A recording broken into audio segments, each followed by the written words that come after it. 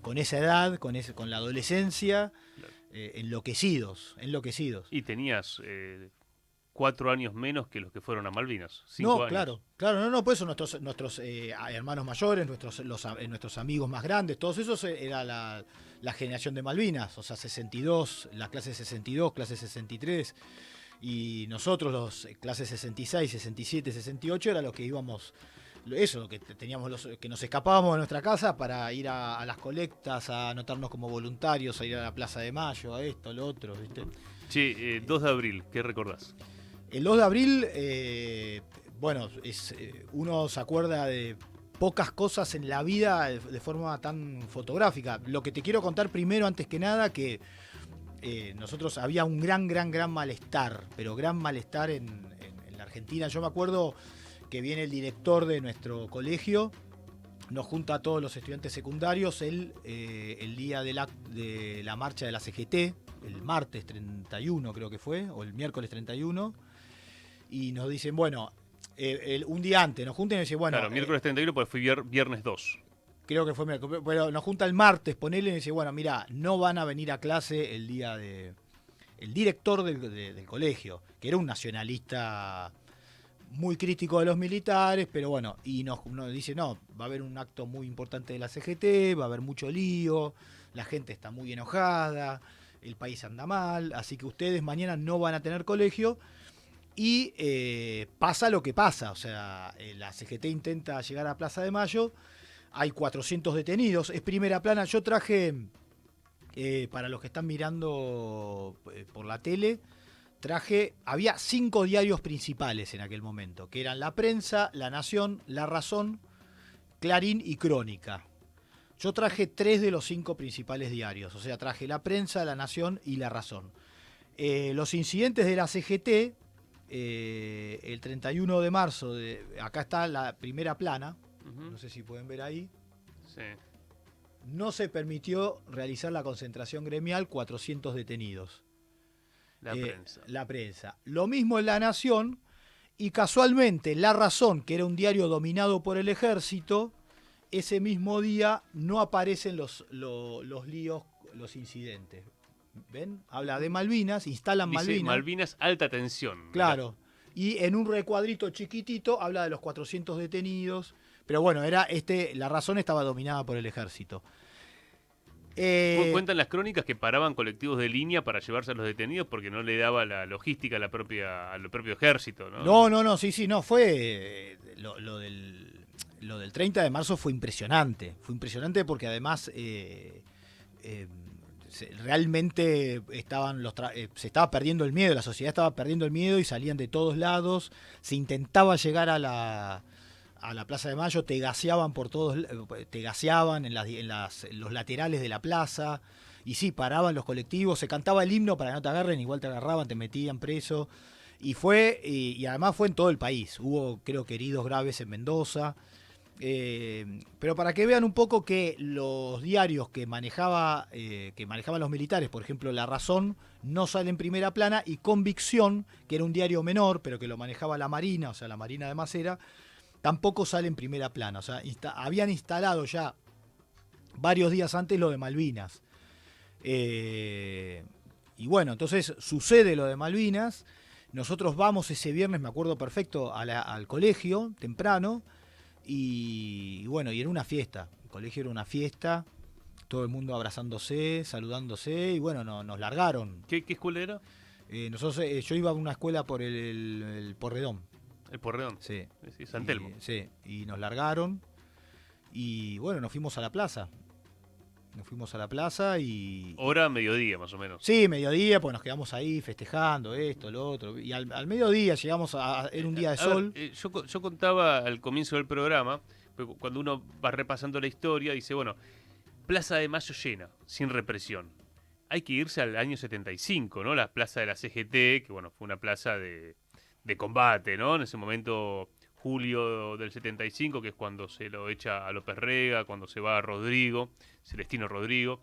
Es decir, podemos decir que el 2 de abril vuelve la democracia en Argentina en términos de pueblo en la calle, sin represión. Muy buena tu observación. La última plaza llena y que estuvo tranquila fue el 17 de octubre de 1975, que fue el último acto de la CGT en apoyo a Isabel Perón. Isabel, 17 de octubre. 17 de octubre. Después, casi 7 años después, fue una plaza totalmente espontánea, la del 2 de abril. Hay imágenes de Galtieri en traje de fajina verde que sale a saludar. No está instalado, no hay sonido, no está instalado nada. O sea, los militares se sorprenden porque la verdad que habían tenido 2 años muy, muy, muy malos. El 81, 82 fueron años muy malos. El tema de la tablita, esto, el otro, muy ollas populares. Había ollas populares por todos lados. O sea, fueron años muy, muy malos. Y, por supuesto, el tema de los derechos humanos. Pero a nivel económico, para las clases populares, un desastre.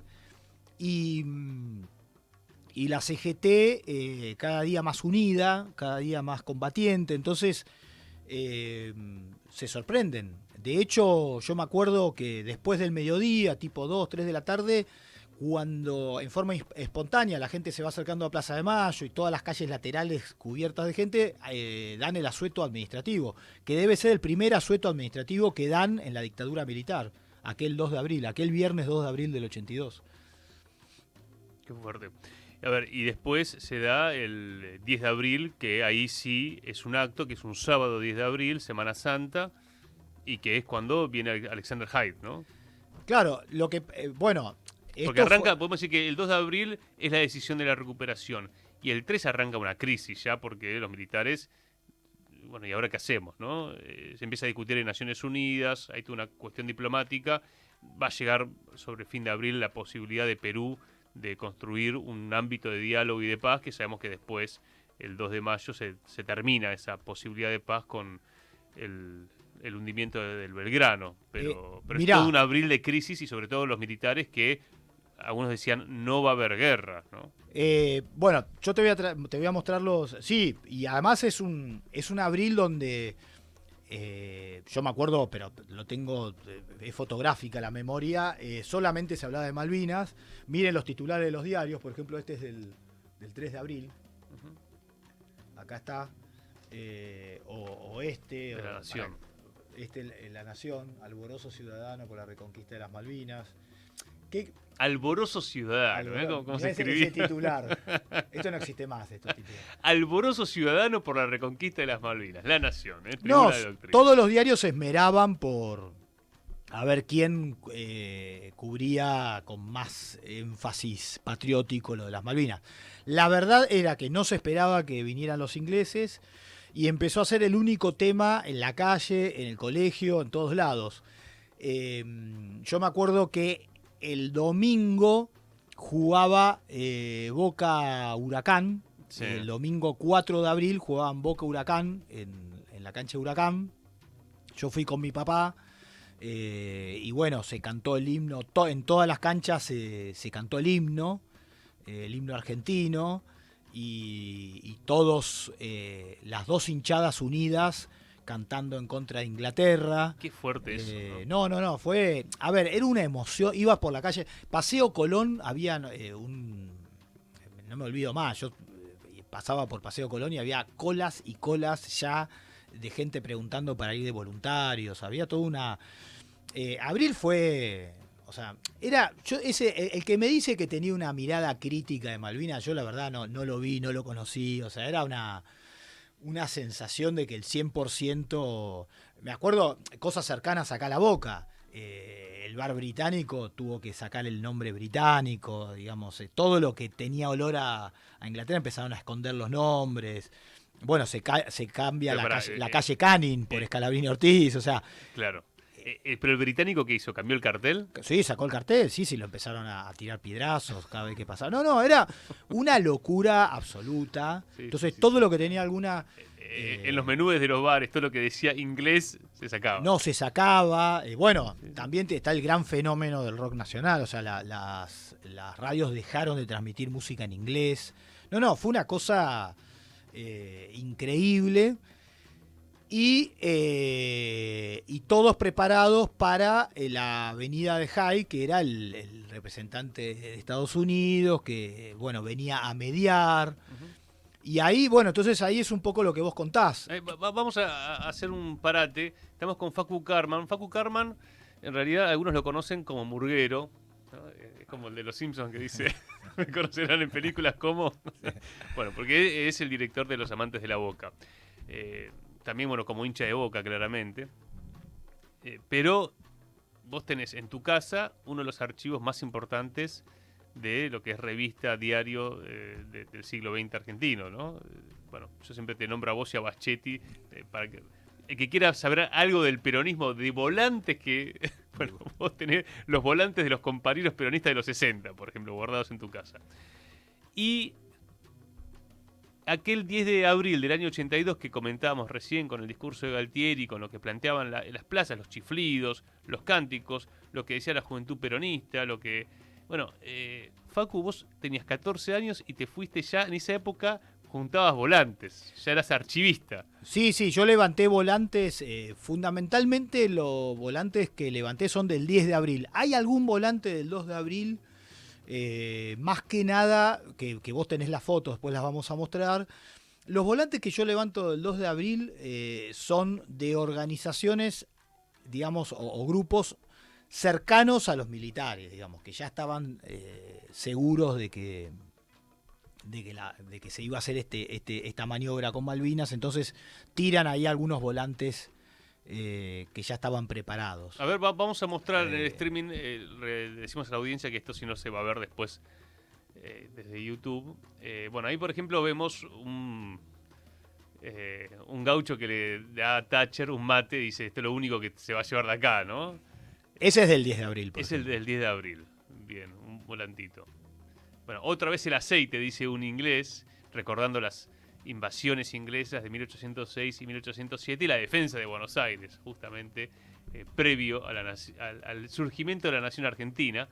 Eso parece ser un dibujo, un volante medio artesanal, ¿no? No, son volantes artesanales, pero esos, por ejemplo, que ya tienen, digamos, tienen un dibujo, un color, esos se prepararon para el 10, para el día, para esa marcha impactante. La verdad que fue una manifestación impactante.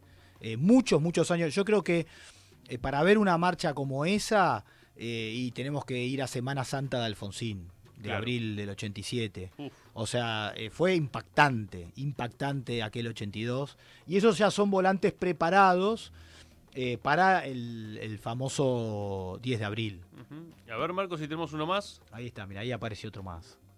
Otro más, que dice la desinformación inglesa. Hay un inglés en Bermuda. Vamos a tomar unas islas tropicales. Bueno, ahí un poco haciendo el chiste con los ingleses que están tan lejos. Claro. ¿No? En realidad no, vinieron muy preparados y ahora vamos a estar charlando con David Acuña. ¿Quién decidió cuándo se peleaba? En realidad la respuesta ya la anticipamos, los ingleses, no los argentinos que llegaron de una manera muy descoordinada. ¿Qué más te gustaría contar de anécdotas de aquella plaza? ¿Vos fuiste con amigos acá del barrio? Fuimos, sí, con pibes más grandes en aquel entonces. No, 14 años, vos que... yo 14 años. ¿Qué hacías? ¿Ibas a la cancha? Iba a la cancha, ahí empecé a ver, como antecedente... Era la dictadura, digamos. Mi tío había estado chupado, desaparecido en el Atlético, o sea, tenía algún tipo de conocimiento, y después yo me acuerdo la famosa definición del campeonato de agosto del 81 del Boca de Maradona contra Ferro. El partido empezaba 3:30 de la tarde y bueno, a las 11 de la mañana ya no se podía no se podía respirar en las tribunas de la Bombonera. Y en un momento la barra de Boca empieza a cantar la marcha peronista y me acuerdo que fue como toda la tribuna de socios donde nosotros estábamos abajo de la 12, todo el mundo empezó a cantar la marcha peronista. Te estoy hablando de agosto del 81. Y después la barra de Boca cantando "A Boca no lo para ni la Junta Militar, hay que gritar". Entonces, qué lindo. eso es el 81, o sea, ya había mucho malestar. Aparte se Boca de Maradona. No, a la cantidad de gente, además era la industria del colado. Imagínate que en la cancha entraban 65.000, había 80.000, o sea, no podía respirar. Y después me dicen de ampliar la Bombonera, ¿no? Sí. Bueno, entonces ese malestar, entonces, a ver, el cantito, bueno, un fenómeno que aparece en los diarios, que también empieza a romper la censura, que si uno empieza a analizar los diarios desde el 2 de abril en adelante, todo lo que son diarios de Malvinas, hay un recuadro donde habla de los cantitos en las plazas, o sea, y es muy interesante, porque a partir de ahí empiezan a aparecer los cantitos en los diarios. Mirá. ¿Pero A en partir qué? de los de abril. ¿En La Nación también? Fundamentalmente Clarín, pero después Clarín. se copian, como es algo que todo el mundo se fijaba a ver que los otros diarios también empiezan a aparecer los cantitos. Qué lindo eso. Yo qué sé, un cantito del 2 de abril es "Vayamos todos juntos, que juntos somos más, vamos a las Malvinas, territorio nacional". O sea, ese cantito del 2 de abril.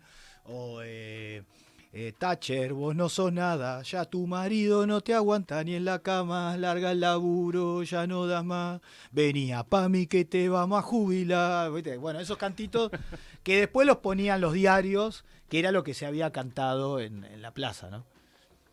Obviamente el 10 de abril hubo cantos más políticos. Más políticos. Bueno, es la que comentaba, ¿no? Es lo que comentabas vos, que también el día que incluso hay cantos más políticos y hasta alguna bandera, es el día de Palermo, que también fue una cosa, no podías respirar de la gente que había, el día que viene el Papa Juan Pablo II en Palermo. Ese día también había cánticos políticos y hasta yo vi en un árbol colgado una bandera enorme que decía Juventud Peronista, o sea, ahí ya todavía más, digamos, no te podía hacer retroceder la dictadura, bueno, más allá de Malvinas. Yo contaba una consigna de la Juventud Peronista, ahora la voy a buscar de nuevo porque me parece que marca también una posición. Sí a las Fuerzas Armadas, brazo armado del pueblo, no a la camarilla militar, instrumento de la oligarquía reprimiendo al pueblo. Me ha tocado hablar con muchos compañeros de esa época que incluso venían de montoneros, algunos exiliados, y que la posición es, hay que apoyar, esto es una causa anticolonial. Y es un tema que ha quedado escondido en tantos años de desmalvinización, ¿no? Donde quedaron los combatientes como víctimas y esta idea de la Argentina nunca le puede ganar a Inglaterra, como si los vietnamitas no podrían haberle ganado a los yanquis, antes a los franceses, después a los chinos. Bueno, los vietnamitas tienen una larga historia de lucha, y así, bueno, los argelinos contra los franceses, bueno, o los cubanos contra los yanquis. Bueno, han habido luchas de liberación nacional. Creo que Malvinas es entendida así en muchas partes de América Latina. Me ha tocado hablar con cubanos o con venezolanos que han sido voluntarios para ir a Malvinas y dicen, claro, es una guerra de liberación nacional, más allá de quien la decidió y quien no estuvo dispuesto a dar la pelea, ¿no? No, bueno, entre muchísimas cosas, nosotros nos emocionábamos cuando venían los mensajes de Perú a favor de la Argentina por Malvinas. Descubrimos los pibes más chicos, los que no teníamos experiencia política, por ahí teníamos algún familiar, algún pariente, pero que éramos pibes, éramos muy pibes, muy adolescentes. También nos hicimos latinoamericanos, por esa, digamos, el amor por Latinoamérica indudablemente en nosotros fue gracias al apoyo a la causa Malvinas. O sea, por eso te digo, nosotros, los que somos generación Malvinas, digamos, los pibitos de aquel entonces, también nos encontramos con que Latinoamérica era como la patria grande. Eso, sí, eso, el 82 en eso fue impresionante. Después, en algún momento del 82, yo creo que después de... yo creo que ya cuando la venida del Papa o en ese momento también había otra, se libera Nicaragua, se libera El Salvador, ese era otro cántico para América Latina, llega la liberación, otro cántico muy común de aquella época. Como anécdota final, para terminar, 3-4 años después hago la colimba, 85, 86, estoy el 2 de abril o el 1 de abril, estoy de guardia ¿Dónde? en el edificio Libertad. Y mi garita tiembla, un bombazo en la Torre de los Ingleses en Retiro. Pero una bomba le ponen en el aniversario de Malvinas, una bomba terrible a la Torre de los Ingleses en Retiro. Y me acuerdo que estaba en la garita y digo, ¿quién me ataca? Se movió toda la garita de la guardia. Bueno, que me pegué un cagazo bárbaro. Esa es la anécdota final de Malvinas. ¿Eso año 80? Y abril del 85 o abril del 86, porque yo hice la colimba. En el 84 fue que se derribó la estatua de Canning. Claro, pero habría que averiguar cuándo fue la bomba en la Torre de los Ingleses, pues yo ese día estaba haciendo guardia. Para los memoriosos oyentes de Radiográfica, varios combatientes cuentan, entre ellos César Trejo, también me lo ha contado Trinidad, Miguel Ángel Trinidad, que, fue Juventud Peronista. También he hablado con algunos jóvenes peronistas de esa época que estuvieron en el derribo de la estatua de Canning, que estaba junto a la Torre de los Ingleses, que se le cortó las manos y se lo tiró como a los ladrones y se lo tiró al Río de la Plata. Todo un símbolo, ¿no? de la resistencia. Sí. Finalmente, Alfonsín, como figura, fue a la embajada británica, estuvo haciendo gestiones por la paz. Estaba en contra del conflicto. Figura de Alfonsín, te pregunto, porque después él va a ser el primer presidente con la vuelta del sufragio y va a ser un desmalvinizador, ¿no? Sobre todo porque no va a reconocer a los veteranos. Recién va a tener que llegar Menem para que tengan una pensión mínima agraciable, ¿no? En mi mirada, a ver, Alfonsín, para nosotros, por primera vez oímos de Alfonsín, digamos, pensá la edad que teníamos nosotros. Vos no votaste, Alfonsín. No llegué a votar, no tenía edad, pero igual no lo ibas a votar. No, pero por ejemplo, yo la primera vez que escuchamos de Alfonsín fue que a todo el mundo le sorprendió, fue un acto muy, muy grande que hace Alfonsín en el Luna Park en diciembre del 82. O sea, para que te des una idea que la figura de Alfonsín, para nosotros dijimos, uy, ¿quién es este Alfonsín? Era el que tenía la interna con Balbín en el 73, pero para nosotros la figura de Alfonsín, que empieza a sobresalir y empieza toda una campaña que la verdad que fue impresionante, la del 83, pero empieza en el 82, que creo que es el lanzamiento de Alfonsín en la interna contra De la Rúa. Por eso te digo que para nosotros, a ver... Era un desconocido. Exactamente. En abril, en mayo del 82, en junio del 82, era un absoluto desconocido. Yo, de hecho, el día que yo voy con mi mamá, una nochecita muy, muy fría, el día que sorpresivamente se anuncia que perdimos las Malvinas, vamos a Plaza de Mayo y hay represión. Una represión feroz. Yo perdí a mi vieja, no tenía un peso para volver a mi casa. Bueno, tampoco tan lejos. Bueno, pero imagínate que para mí, siendo chico, era como, viste, ir a La Plata. O sea, no. Pero bueno, lo que te quiero decir es que estábamos ahí, pero bueno, Alfonsín en ese momento no existía. O sea, recién al otro año empezamos a saber quién era. Lo bueno es estar en la boca, que está cerca, ¿no? Claro. Siempre está cerca. Y bueno, Facu, gracias. Un gusto enorme compartir este día tan especial. Muchas gracias. Bueno, sí, es la verdad un día como para poder contar muchas de estas historias. Y los cantitos me encantaron. Y hay muchos más, después te los voy a... ¿Querés cerrar con alguno? ¿Alguno que no hayas contado? Bueno, te voy a contar uno que cantaron algunas hinchadas, lamentablemente. Que era Galtieri, mi buen amigo, como a nosotros, a vos también te gusta el vino, venía a cantar, venía a bailar, que las Malvinas ya están en libertad. Te cuento, también esa es la otra parte de la historia. Está bien, ¿quién cantaba eso? Los que no podemos nombrar. Dale, decilo, ¿los borrachos del tablón? Sí. Sí. Bueno, cerramos entonces, 10 y 29 minutos, Facu Karman. Y ahora justamente, antes del profesor David Acuña y de la música de Manu Rivas, vamos a escuchar a Carlos Zaira, que nos habla de las tribunas, que fueron un dique de contención de la desmalvinización. Informe del conductor de Abrir la Cancha. Que en los tiempos de más profunda desmalvinización, el deporte,